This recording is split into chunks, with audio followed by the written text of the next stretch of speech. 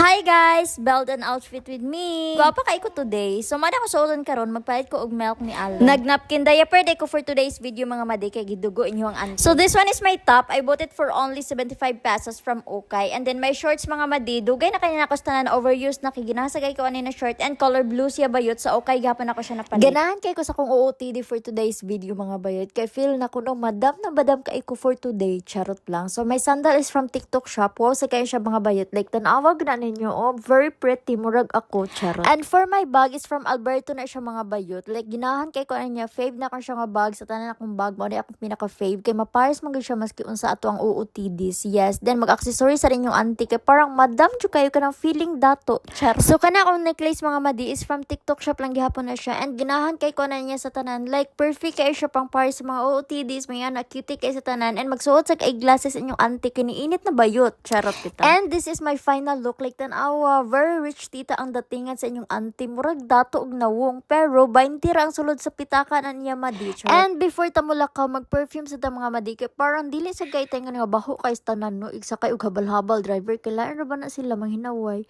Ay, grabe. And while naglaro tayo ng ganda-gandahan dyan, may bata na namang nagsigig sinamok, mag-apil-apil ko siya sa akong video bayot, ay ginahan sa gid pa siya ma-feature, charot bitaw.